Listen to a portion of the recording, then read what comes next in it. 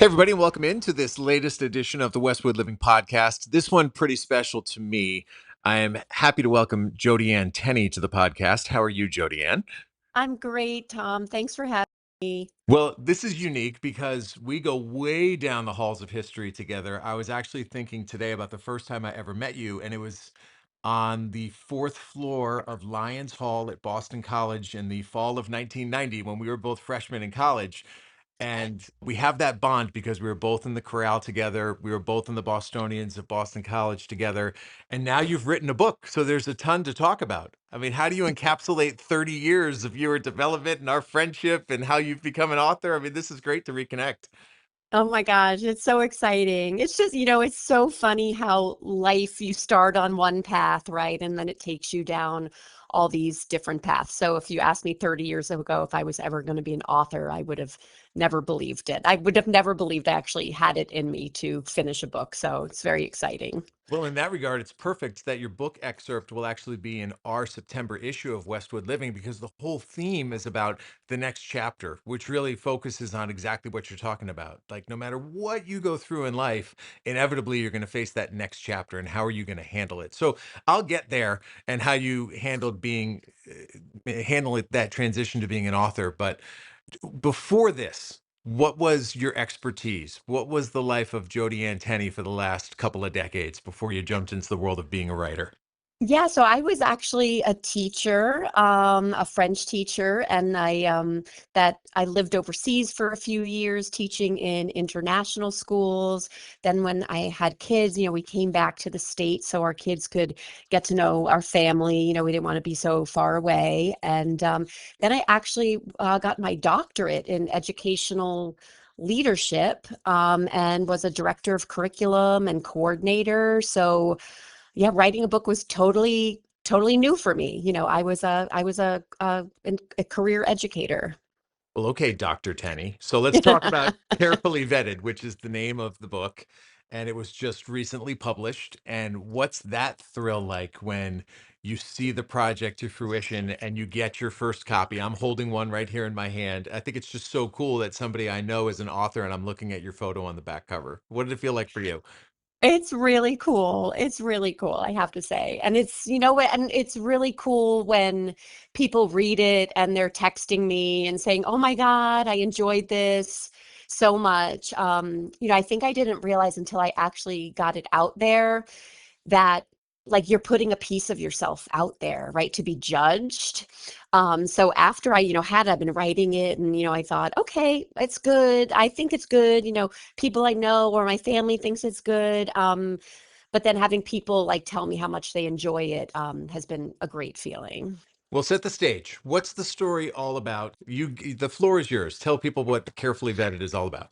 Yeah, so first I'll start with I'm a huge fan of happily ever endings, happily ever afters. And for me personally, I want I as a reader want a positive escape from all the stress of things, whether it's politics or life or work. So I really set out to write a book that was it's not meant to make you cry. It's meant to make you laugh and enjoy and just kind of devour it in a couple of days. So it's a romance, it's a modern romance.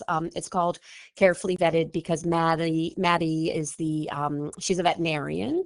It takes place in Northwest Connecticut, and it has a very New England vibe. So I think your readers in Westwood will really vibe with it. And Maddie's a young widow. She's in her 40s, and she's kind of typical small town veterinarian.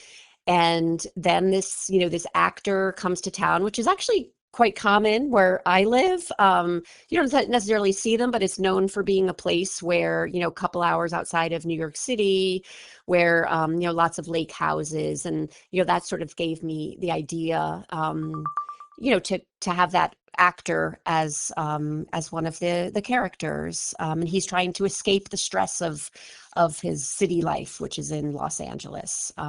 So it has lots of layers. And one other thing that I really love about this book is it has some really strong female friendships. And that to me is one of the stronger parts of the book. Some really funny scenes with Maddie and her friends, and it's, like the besties that every girl should have. Well, I can attest to that because if I reflect back, 3 decades, your group of friends going back to the days of living in Duchesne. I mean, you girls all stay together. I'm sure you all stay connected, right? We do. We actually try to get together every year. It's crazy. Yeah, there were 8 of us, or maybe 10, and we all lived on the same floor freshman year, and then we wound up, living together all 4 years. And actually, a few then lived in Atlanta. I was supposed to go and then didn't. I chickened out. Yeah, but it's amazing, and they're still great friends, and it's amazing we get together after a year. Sometimes it's 2, we can't make it, and it just feels like we saw each other yesterday. So those friendships definitely were an inspiration for my friendships, and my friendships with my current friends too.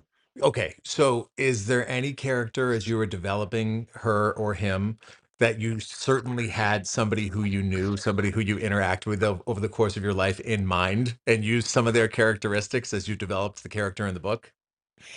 Yeah, so there's a character, Jill. She's actually my favorite character. She's not the main character. She's her friend, and she's kind of the one who has no filter, right? To me, she's the person like you wish you could be if you didn't have to be polite, right? So I just love her. She just says anything, and she's, encouraging her best friend to live her best life.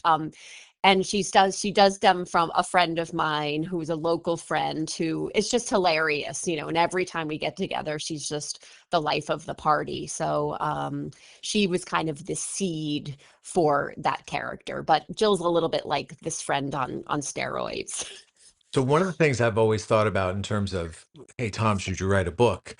Is, oh my gosh, what if people judge me to the point you made earlier, but going down a different lane?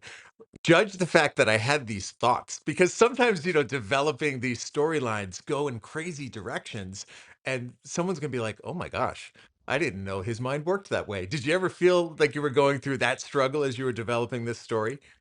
Well, it's funny because it's actually the sex scenes that people are even people are saying, "Is this from experience?" And even my mother-in-law who read the book and she loved it, but she's like, "Jody, I have to ask, are these from your experience?" And I joked, I laughed. I'm like, "Mom, I don't think you want to know the answer to that question." But I did look at author webinars, and that is something you have to be careful about. And there are not all my experiences. Obviously there's little bits. I think the author's experiences are always sprinkled throughout a book, right? I don't think you cannot have your experiences. You as an author coming through your different characters in little snippets, right? Little pieces of you. So I'd say little pieces of me are actually in all my characters. But that was kind of hilarious when my mother-in-law asked me Yeah. that. Well, that's pretty good. So, were there any unforeseen challenges or obstacles? I'm sure there had to be many, but what were some that jumped out to you as you went from the point of thinking, hey, I want to put a story together throughout this entire process of typing it out, getting it on paper, self publishing it, things you've never done before? What popped up as an obstacle that was difficult for you to manage? I just think, it's interesting. We both have musical backgrounds, you and me, right? And so I feel like it's almost like when I'm learning how to sing a piece of music, it has so many layers, right? So the first layer is, okay, let me try to learn the notes, right? And then the second layer is, all right, now how can I attach the words that go to those notes? And then after that comes the layer of, okay, where's my breathing? Where's my expression? So writing, it was kind of like that. Of like, okay, I had to kind of like, all right, plot it out. And my writing was terrible, right? So as I'm plotting it out, I'm like, oh my God. And I looked back after I wrote my first draft, and I was like, oh my God, these sentences are terrible. So then I had to go back and really get into the voice of the character. So, and then also I found too is with my first book, I assume this happens to other authors, is you get better as you write. So when you go back to the beginning, you look back and you're like, oh, that's Mm. really not very good. And I think is another thing as a writer is also throwing away parts that it felt great to write. Sometimes the writing takes you away, Hmm. but then it's not necessarily feeding the story. So I think that was another hard part, that there were parts I had to just be like, oh my God, you have to just chop 10 pages. And it might have taken you, 30 hours to write these 10 pages, but they have to go, and they're pushed aside maybe for a future novel. Okay, great segue to my next question. I haven't finished the book. Are these characters who we might see in a subsequent book, or is this You a know, story that's wrapped up in and of itself?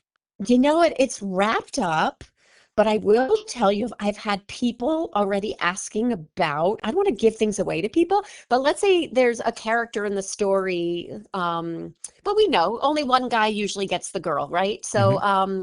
So now people are saying, the guy who didn't get the girl, what's his story? So I actually had viewed this as a complete standalone, but now I'm kind of thinking about, another book potentially from that is his story, that is his love story. Love it. Little spin-off. Yeah, Those work. exactly. It's neat. And then I want to hear a little bit about the feedback you've gotten from objective parties. I'm not talking about brother and aunt and mother-in-law and friends, people who you don't know who have given feedbacks, whether that be in the form of a review or somebody who has reached out to you. What kind of feedback have you gotten from somebody that you don't know? Yeah, I mean, I have to say, people have really enjoyed it, and I've been so pleasantly surprised. And I go in saying, "Hey, this isn't a book to change the world. This is just a book to enjoy on the beach." So people are they're loving the dialogue, they're loving the friendships. You'll see there's one through line that people say, "Oh, I wish I had a little bit more of that." So the ending, there's a bit of a twist, and there's a hint toward that twist. But now looking back, if I was like, okay, I really wanted to go back and redo this, which I don't because I've been working on it so long, I would plant some seed, a little bit deeper seeds for the reader for the ending. But other than that, it's been people have been really enjoying it, so I'm really humbled by that. Awesome. Last one is this. How long would the process to write the next one be? Would it go faster, do you think? Would you be better, I guess, because you've been through it before? That's my hope. I really would, I think as an author, if you really want to publish, you want to try to have a book a year.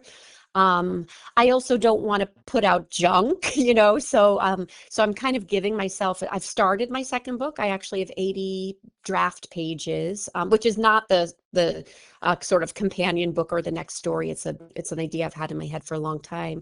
So my goal is to really, I'd love to have that, even if it's not ready to be released next summer, but ready to go through some serious editing, in about a year from now and get it out within a year.